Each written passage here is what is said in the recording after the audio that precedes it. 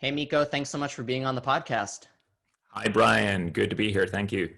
Excellent. Well, I can tell you that, there are a lot of people who want to be on the front page of Google. I feel like that, for really anyone who has a website, a blog, is writing articles, they're constantly thinking about how they can increase their online visibility. Yeah. And in a lot of ways that comes down to search engine optimization, which is the topic of today's podcast. So I'd love for you to just give a little background on who you are, and then we'll get Yep. straight to it.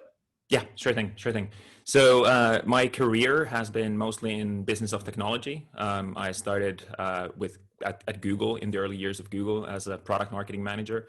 And I've since worked with media related startups in one shape or another, both as an operator and an investor. So I've been thinking about this space from the commercial angle for quite a while. And so when I wanted to get my hands dirty in a cause that I care about, and I looked at the different opportunities and asked people what's needed, a media focused nonprofit in the area of animal rights, factory farming awareness, was what looked like it was needed, and there was a good opportunity for that. So I founded Sentient Media in 2018, and have learned quite a bit about getting advocacy messages and visibility out there through that organization. Excellent. That makes sense. That's great. I appreciate that background. So yeah, so as you sort of alluded to, you have an idea for something that you think is important, something you want to advocate for. And I think a fear I constantly have is that I'm just shouting into the ether. I mean, it's a terrible feeling to spend a lot of time on something, to write something of a multitude of words, of a lot of intellectual thought, and then for it to be read by two people, my mom and me. That's a bad feeling. And I think people don't want that. So the question is, if you have this sort of piece of information, right? It's a blog, it's a website, it's an article, some kind of written content.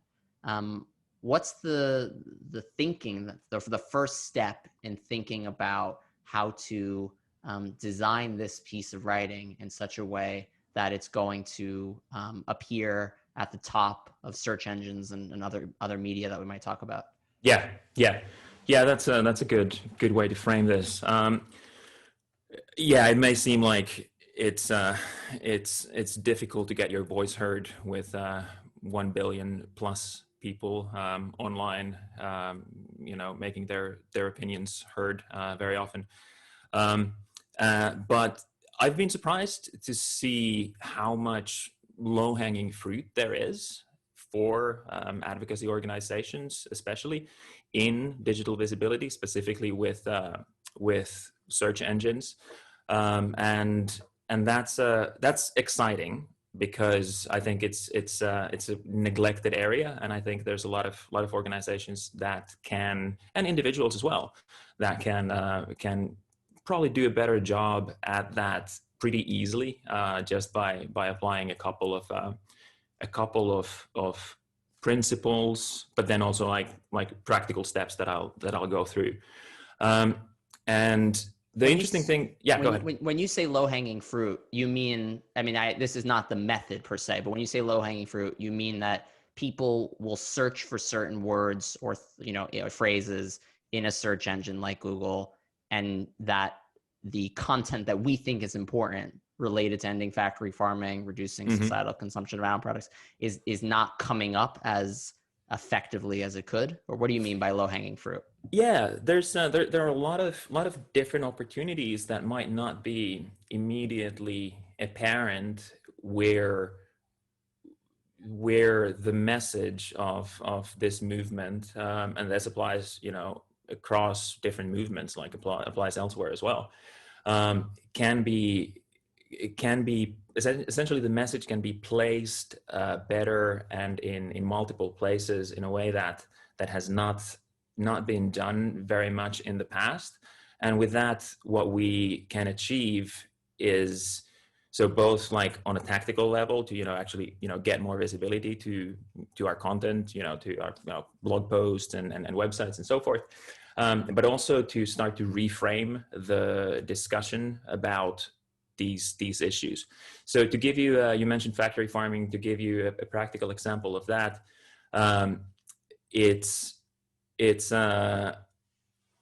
we've now started to address this particular angle, but for a lot of people, if somebody's been interested in learning more about factory farming, they've maybe heard the term, for the first time, or have finally decided to like look into it a bit more, what it actually means.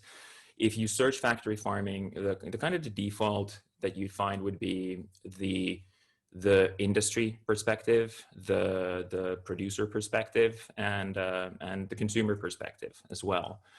But what we want to bring there is, of course, the animal perspective, right? The perspective of the sentient beings that are part of that factory farming system, and what it means to them in a way that people may not have thought of before.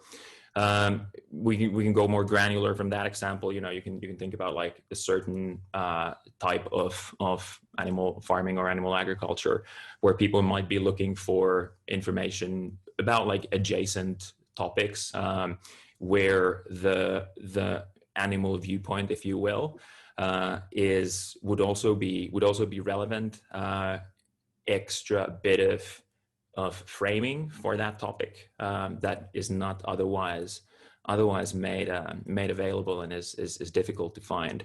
So it's not, and I'm contrasting that a little bit against the kind of visibility that you get and kind of reach you get through things like social media, where you're mostly where your content is mostly served by the algorithms, either to give people an experience that they agree with, or an experience that they highly disagree with, and that causes them to come back either because of that positive experience or because of the vitriol that it produces.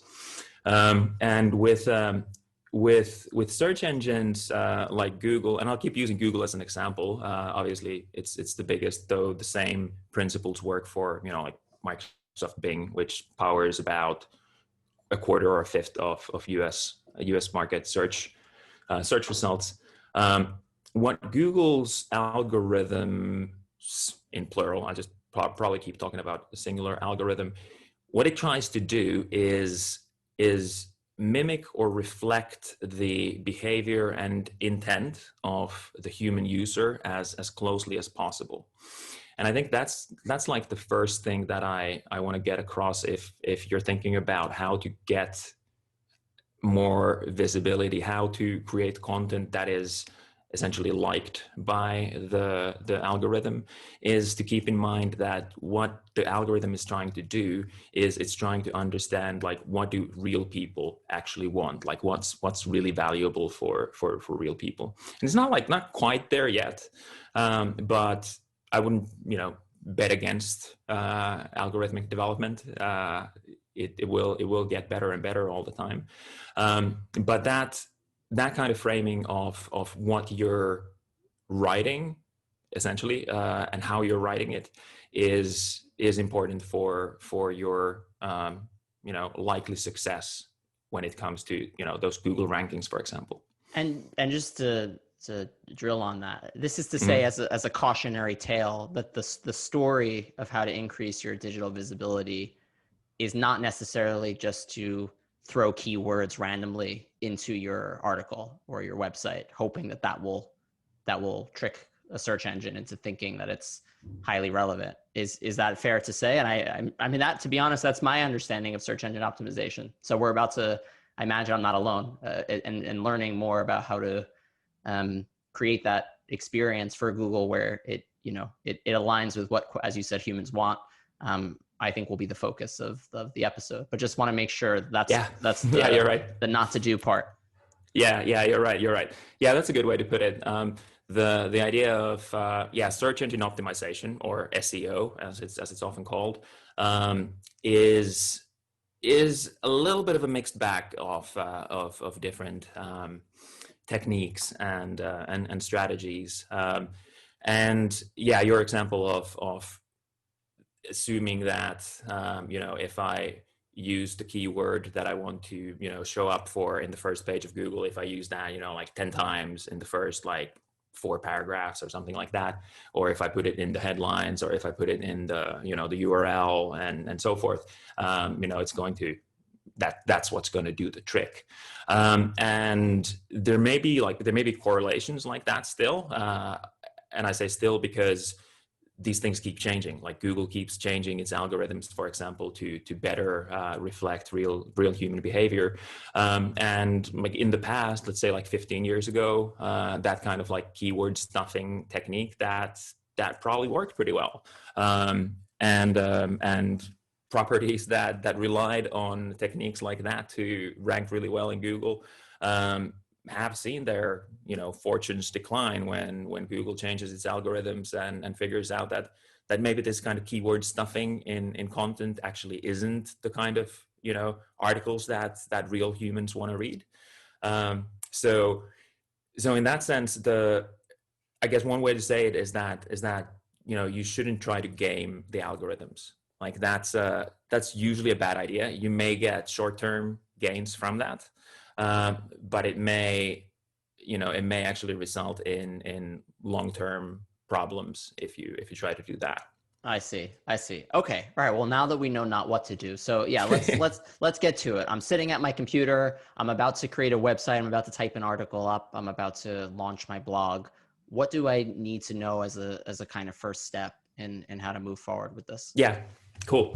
So I think I want to highlight like 3 or 4 basic things. I don't want to go into the technology of publishing. If you're using a platform like Medium or hosted WordPress or Squarespace or things of that nature, those platforms will have taken care of things like site speed and accessibility and so forth for you. So you don't necessarily have to worry about that. If you're hosting your own site and your own WordPress blog and so forth, then you need to pay attention to the actual like technology to make sure that is it's a good experience for the users and for the search engine algorithms. I do want to say about technical matters. Site speed, just like how quickly the pages load, that is a crucial consideration. Like especially since with media consumption, over half the traffic is now mobile. The speed that at which content loads in front of people in their devices, that's crucial. And Google definitely favors sites that are fast over sites that are slow.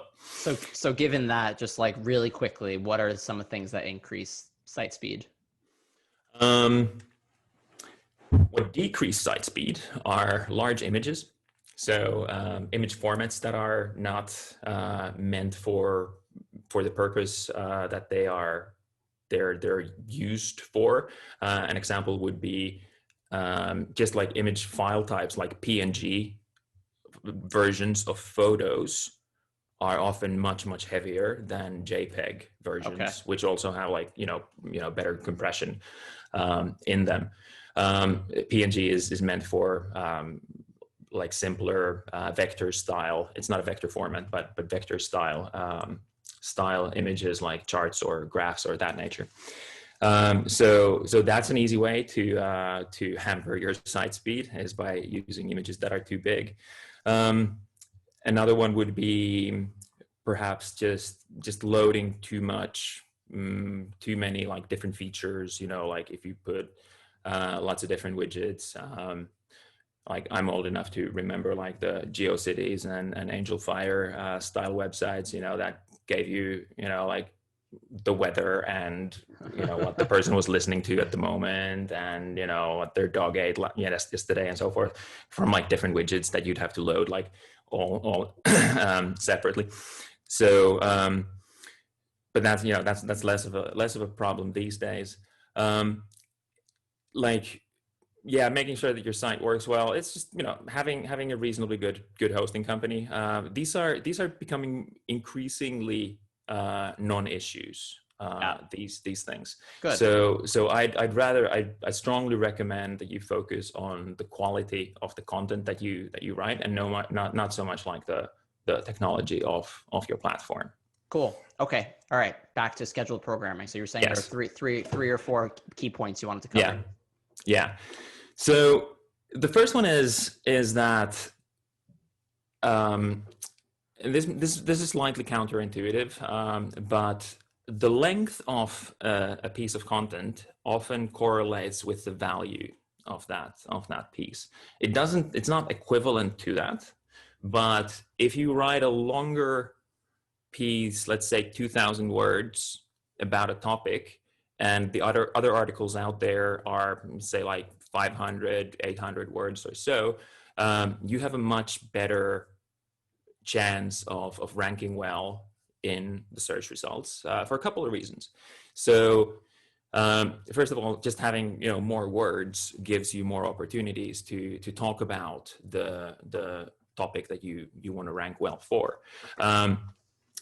And that doesn't mean that definitely doesn't mean like you repeat the same thing over and over again. It means more that you if you pick a topic like I'll pick a topic from Sentient Media, an article that we did recently, let's say animals in entertainment, and you want to, when you're writing an article about such a topic, you also want to think about like what are the closest other topics or themes to that are semantically relevant to it. Like what other things do people search about or search for when they're interested in animals in entertainment? So that would be circuses, that could be different types of animals that are used in entertainment, different types of experiences that those animals have, different reasons why animals are kept, and maybe history of animals in entertainment, that kind of stuff. And by doing that, you give yourself the ability to have what I like to maybe a little cryptically call semantic gravity. So when you're talking about a certain topic and you're covering other things that are really relevant to it, you create this kind of a catchment area of interest about that particular topic, and that what's most relevant to that particular topic. And naturally you can do that better with a longer piece of content versus a shorter piece of content. And another reason why length correlates with value is that just one of the many signals that a search engine algorithm looks at is how much time people spend on a page. If you're looking for if you're looking for a quick answer for something, you might just go onto a page and go quickly back. And interestingly, Google especially has started to, in the recent years, do more and more these instant answers. You might see like a snippet of text like at the top of the results that's pulled from an article that answers your question exactly. So you never actually have to go out of the Google results, but you just you see the answer there already. But if it's a longer piece of content, it's likelier that folks who actually stick with the content stick with it longer than folks would with content that's quarter the length versus what you've written. So it's a bit of a harsh truth, because it also means that you have to do more work. It takes more work to write longer pieces, and more research, obviously, as well, to get the material that you want to write about. But that's definitely a competitive edge if you're looking at, say, if you're looking to rank for, I don't know, let's say zoonotic disease and animal agriculture, kind of a larger, maybe not like maybe that's not a single search, but more like a topic.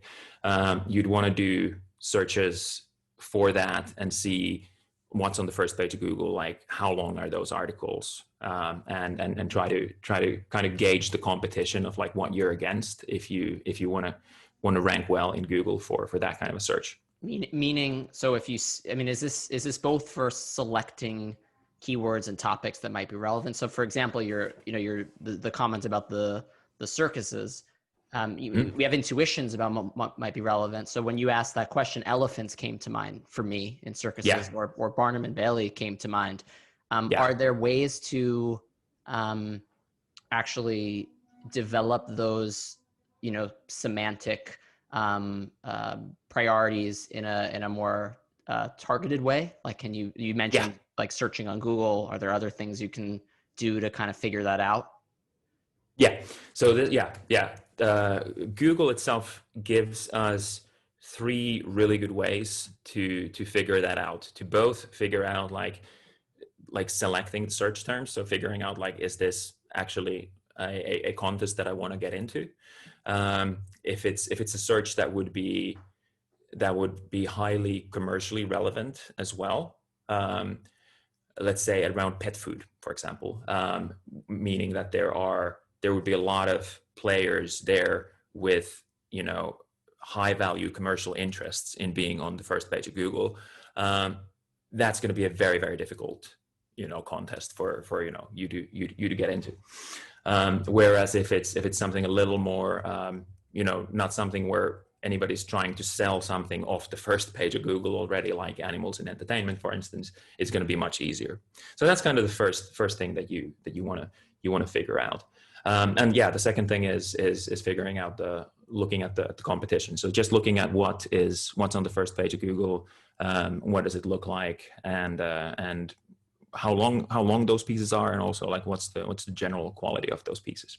But then in addition to those stock 10 results, there's 2 other features that are really cool and are often offered with the search results. The first one is more common and this is a feature with most search results with Google, and that's the people also search for. And that's you often find that like at the bottom of the results. It may depend.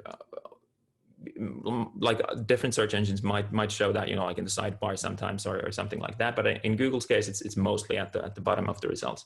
Although, like Google, like every tech company, keeps testing and iterating stuff all the time. So like if you see it like halfway through the results, maybe you're part of some small test cohort that gets shown slightly different results than right. Most people. Right. However, so that's exactly what it says on the tin. People also search for, and that is Google's way of telling you like, this is our understanding of where this falls in the great web of semantic concepts, in the universe. And with that you can figure out. So you can figure out like, is this actually a search that is relevant to this topic? Like, let's say like you just think like, oh, elephants is going to be like totally relevant. You type in elephants and then you get, lots of results. And let's imagine that like most people search for elephants because they're like, I don't know, like there's a children's series that's got lots of elephants and that's what, Babar, something like that. I'm old if I know Babar, right? And European. But now that'll give you an idea of if you're in the right wheelhouse, so to say. And it's also going to give you ideas for what else to write about in your topic. If it looks like, or in your blog post or on your site, if those results look relevant that people also search for, save those, like grab those as ideas for, what to write about, maybe what to have as like different sections in your article, or site subheaders and so forth. So that's a really nifty feature. And also like dive into those searches, like look at like if there's a search that people also search for that makes you go, definitely look at that one. Because that might be something that you didn't think about that could open a different angle, or maybe gives you an idea for a different article that you can write after you finish this one. The third feature, so in addition to the actual results and the people also search for, the third feature is my favorite, and that is. You don't get this every time, but it's fairly common. So you've probably seen this as well. and it might be titled slightly differently, but it's essentially, it's like people also ask these questions. So and this pops up often when you do like a question format search. And when you see it the first time, it's going to list like 4 different questions about like around this area that you just searched about. You can, there's like a little chevron thingy that you can click on, and then it opens the answer to that question for you to review. And interestingly, it also loads more questions into that little container, into that little feature. And it depends on what you clicked on, what question you clicked on, what the additional questions are that get loaded in there. And that's a really cool way to start to figure out, like kind of tease Google into giving you more information about a certain direction in your theme. So again, using animals in entertainment, and I don't have the search open in front of me, so I'm not going to use an actual real world example. But if the first 4 questions were like, if the first 4 questions you saw there, if two of them were about like what do animals in circuses eat, and the 2 other ones would be like do circus animals suffer, and is it cruel to keep animals, in cages, right? If that's what you're getting at, if that's closer to the topic you're interested in, as opposed to what the animals eat, then when you click on those ones, the next questions that Google's going to load there are more relevant to those ones. So you can start to, and you can go down these kind of forking paths with that feature more than once if you're interested in figuring out like okay, if I tell Google that question is relevant for me to learn about, then it's going to give me like these different questions with their answers. And those questions also are, you can think of them similarly as the people also search for feature. So they give you an idea of what people are actually looking for, and they give you an idea of what you can write about.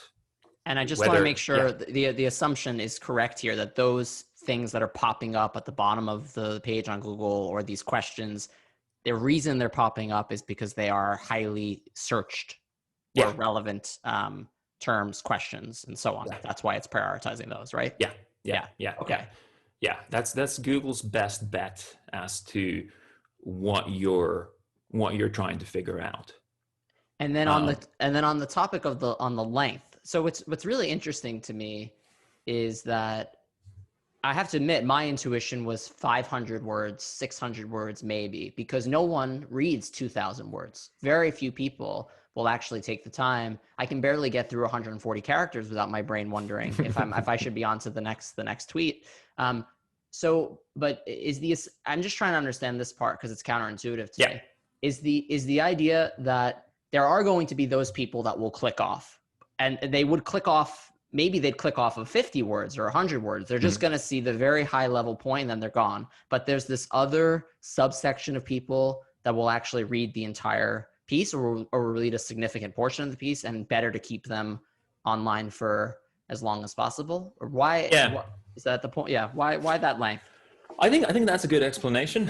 I think there's multiple dynamics here. I sometimes see it said that Google's algorithm looks at 200 different signals. That is probably an approximation, and different signals have different weights and different imports, and also vary across different content verticals. So, but like one signal could be that we know that social sharing of long form articles is more popular than of short form articles, and that's another signal that a search engine algorithm would want to take into account. But yeah, your first description of what happens is a really good one. That's usually what happens. The people who click off an article, who bounce off an article, if you look at like Google Analytics, for instance, it tells you a bounce rate, which means people who don't really engage with the content, but just head out. The people who don't bounce will spend more time with your content. And if you've written well for real people to read and get value out of, that's what happens. They get value out of it. So yeah, Cool. that's, without overcomplicating it, I think that's it in a nutshell. Okay. All right. Well, we got through one. So we got length here, right? So length, we want to make sure that we include topics, phrases, sentiments that are relevant to the topic, but you can find that out by, Googling around and actually generating suggestions and questions and so on and embedding those in the article. And two, it sounds like having a lengthier article, which was counterintuitive to what I thought would actually be of advantage. What's next? I think next, it's also good to keep in mind that that even these rules are mutable, and we're doing this. We're now, at the end of 2020, beginning of 2021, and if you've looked up a recipe online in the last, I think, few years, you may have seen these recipe blogs that have this really, really long form format where you usually find the recipe at the very bottom. And I think that happens to me all the time, and I absolutely right. I find it the most annoying thing in the world. I don't know where you're going with this, but I hate that feeling where I have to scroll constantly. Okay, exactly. Am I setting you up? That's good. You're setting me up for that. Yeah. Because I think that's essentially an unintended consequence of Google favoring long form content, and maybe like one of the signals that it looks at is like how far people scroll down a page, for instance. But like you said, like that's a bad user experience. Like that's not what we as real human users actually want to get out of this experience. So at some point, I don't know how to put money on this bet, but at some point, I think that's going to change. I think a lot of these recipe bloggers, for instance, will see that the algorithm changes its mind and starts to favor recipes that let people cook easier and faster. Because when I'm looking up, I don't know about you, but when I'm looking up a recipe, like I'm already halfway, done with the dish, and I'm like, oh my God, what am I supposed to do now? Totally. So like, like having to frantically scroll, that's the worst thing at that point. So yeah, that's just one thing. So don't torture people, but also understand that these ideas that we're talking about are they can change, but yeah. they are the rules for now. So it's still useful for us to know them. Right. Absolutely. So with these, like doing this research by, looking at what's out there, like what's the competition like, what's the other stuff that people search for, what are questions that people ask around this particular topic, you use those are really valuable input for whatever you're writing about. So you could, for instance, like as you do this research, like what I like to do is I like to save these things into like a text doc, for example, and that often morphs into an outline at that point. So I only keep picking the relevant stuff from there. I'm not trying to, if it's animals and entertainment, like there's not going to be like stuff about what elephants eat right there, because that's not relevant to the particular semantic gravity pocket that I'm trying to create with that article. And I didn't write that article, but I'm using it as an example because it's just a good one. But meaning if someone were to search about, what do animals eat in the circus, and they happen to land on your page, is the point that they're just going to go away because it's not relevant to them? Or why not try to lure them in with, Yeah. Okay. So now we start to get into like, so what do you do with this? Like if you're able to, get articles ranked well in Google, like what do you do with that power? Right. So yeah, that's a really good point. Like if if you'd trick them, let me use like a silly recipe blog analogy. Like if you'd write a recipe for a cherry pie and you're doing it out of the desire to stop people from eating blueberry pies because cherry pies are much, much better. And you write a long article about, blueberry pies and cherry pies, and you want that to rank really well for people who search for, a blueberry pie recipe, and then you give them a cherry pie recipe, like you're just not going to do well in the long term. Okay.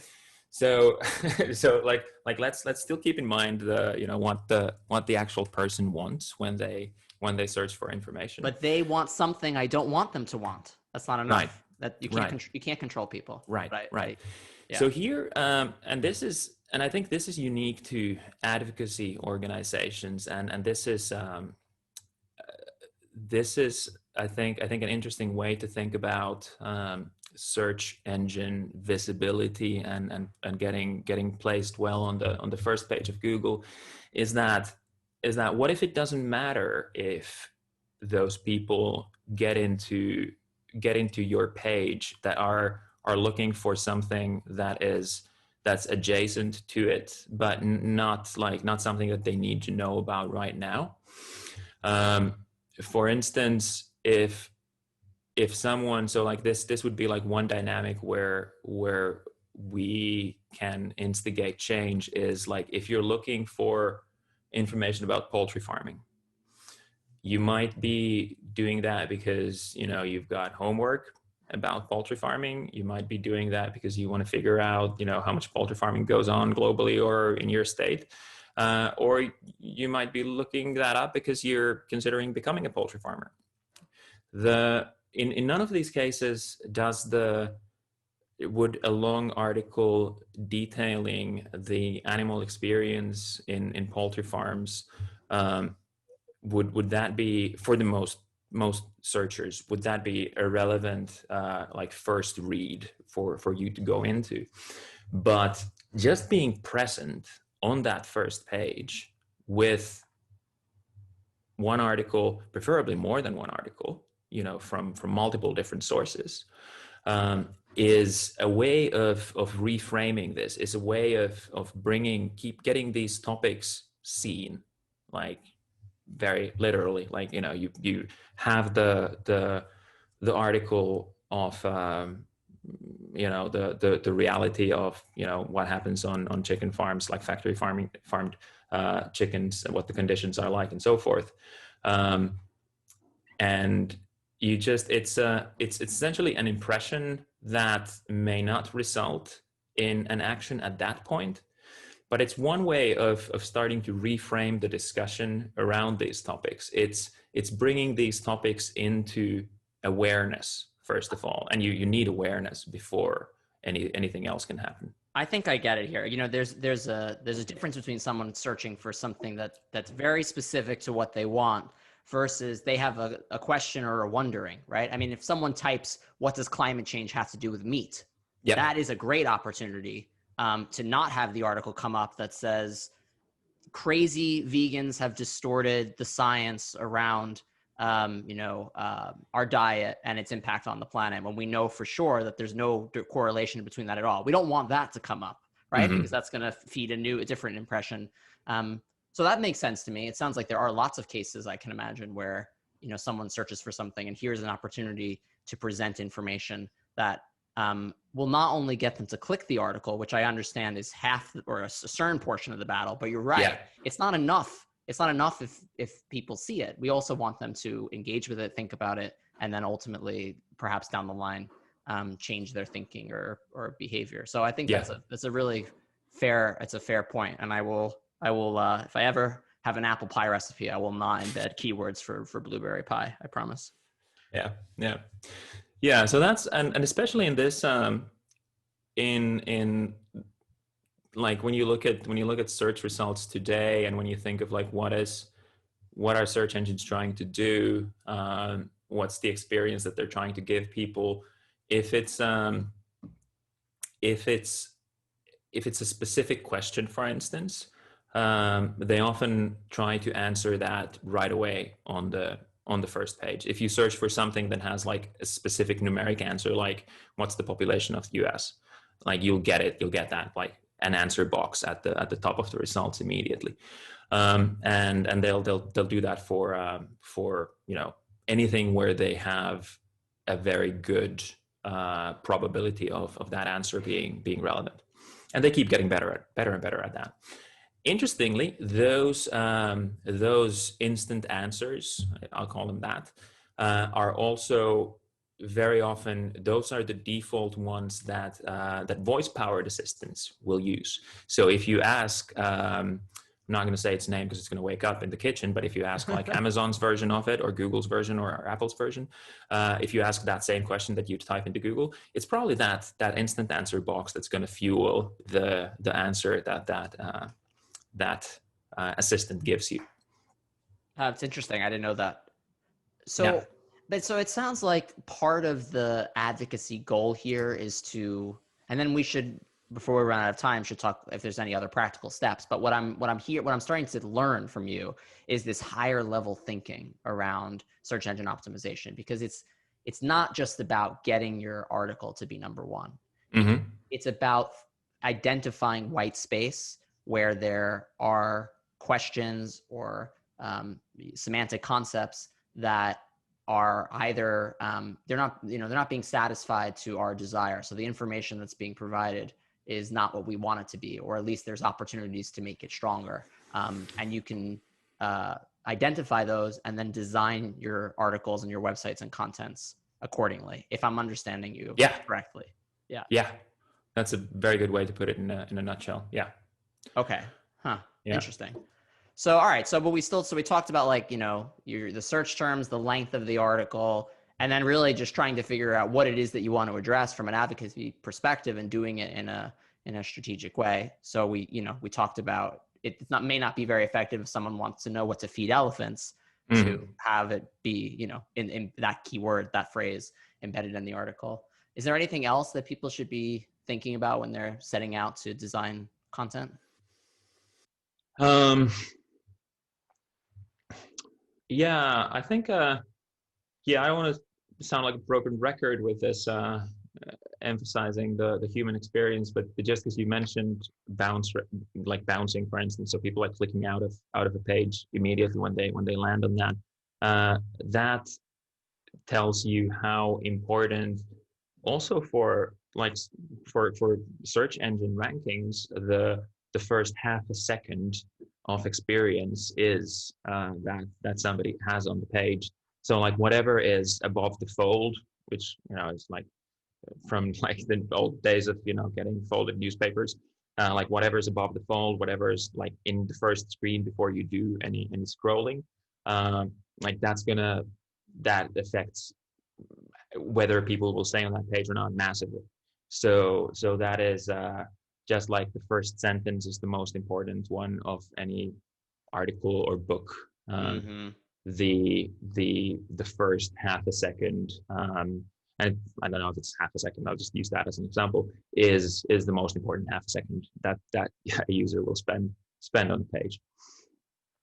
So yeah, that's just like one other way of emphasizing how important it is to think of like algorithmic media as trying to cater to the existing behavior of the current users that it has.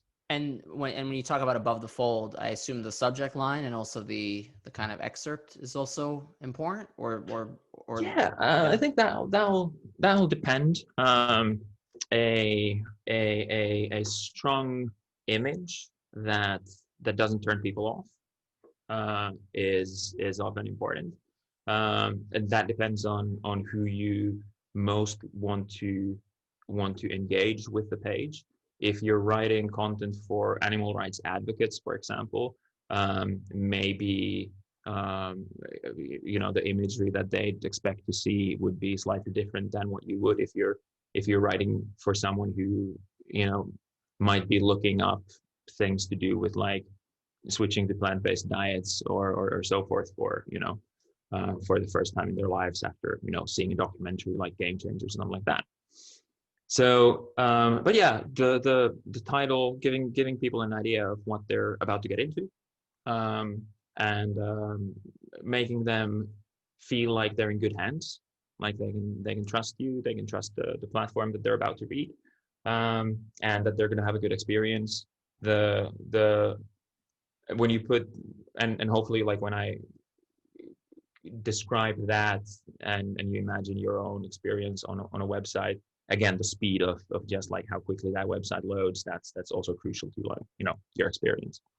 It sounds like you're not into trickery, is what I'm hearing. Like, you're not. It doesn't sound like you're excited about clickbait or these kinds of things. It sounds like it's because there's this larger advocacy goal. Like, if your goal was to get an advertiser on board and you wanted to say you had 100,000, monthly visitors to your website, that might be a reason to have really outrageous headlines or things that, headlines that have nothing to do with what the actual article is about. But because there's this advocacy component, Yeah. there's the need for it to be a more authentic experience. Is that the summary of Yeah, that's good. I mean, I'd be into trickery if it worked. But right. For the most part, it doesn't. Right. And whatever gains you get from trickery, if you will, are fleeting. So that's one thing. Clickbait headlines and so forth are a little more relevant when it comes to social media, in trying to get people to engage with your content, to actually like go from the social media platform onto your site, or to make them shareable. Like, you can think of the same, like you can think of impressions on social media similarly as when I described that we want to have the messages of our advocacy on the first page of Google, even if people don't click through that. It's notoriously well known that people don't read the articles that they share. So in social media as well, like, whatever is the little snippets, so the headline, the image, and the first 30 words or so, may have to be the core of your message. Like, that may have to be the payload, if you will. Mm-hmm. So yeah, I mean, there are these kinds of realities that you have to take into account that may or may not constitute trickery, but yeah, in the long run, catering to the needs of the real user, using our superpower of empathy is crucial. There should be much more talk about empathy when it comes to digital visibility, instead of how many keywords you need to have, or how long the article should be. Right. Empathy versus trickery. Yeah. All right. So I think this is my last question, and I actually do think it's quite a big one because it's a little bit personal to me. Okay. I write a decent amount. I write articles, and I have to admit, I do very, very little of this for my articles. I mean, I just come up with a topic, I interview people, or I'll do some sort of just research of other things people have written for the purposes of writing. Never have I searched something in Google to generate a search term or look at the questions asked. And I'm inspired, and I will attempt to do this. But there is a trade-off here, because it's going to take me longer to write this article if I do what you're telling me to do, or even to design, a website with copy or whatever it is that people are writing. And I mean, another example, I could write 2 articles that are 1,000 words each, potentially, instead of writing one article that's 2,000 words. Or you could, imagine these trade-offs. So there must be a point where you feel the trade-off coming. I mean, I don't know what it is, but I just want you to speak to this reality. I imagine your answer is it's better to have fewer great articles than to have lots of shitty articles. But I would love to know more about, how, if it takes me an hour to write an article, how many minutes do you want me to spend on actually doing the research before I go and click publish? 72 minutes. 72 minutes. Got it. No. How long is a piece of string? I think one thing that I'd want to encourage you to think of the necessary research that you have to do for longer pieces is that it can also feed into whatever you want to write about after that. a cool thing with long articles is that you can also like repurpose them, repackage them into multiple smaller ones. So you could, like, if we use the animals in entertainment as an example, like maybe there are essentially, like child articles of that could be, much shorter, that are specific to, certain animals, for example, that can then, like link back and refer back to the longer piece that you've done. So that's one nice part of the trade-off. And you don't have to assume that everything you write has to be really long. It's more about having, if you're thinking of this as your portfolio of content, having a reasonably good amount. Let's imagine you have 100 pieces. If only 2 of those were like long pieces that are well researched and so forth, that will not yet necessarily reflect well, algorithmically speaking, oddly, to the other like shorter 98 shorter articles that you've done. But let's say if you have like maybe like 20%, 30% of your articles are long form, and then you have more short form pieces, then I think you're much better positioned to kind of extend the benefits of the work you've done for those longer pieces. So back to this idea of semantic gravity, like I've talked about it in the context of a single article, but you can also think of it in terms of a single site. Like what's the topic, what's the theme, not just the keywords, but the general topic that you want your website, for instance, to be known for, let's say like 5 years down the road. And then you start, construct a portfolio around that. Does that make sense? It does make sense. Yeah. I think there's a nuance to this. It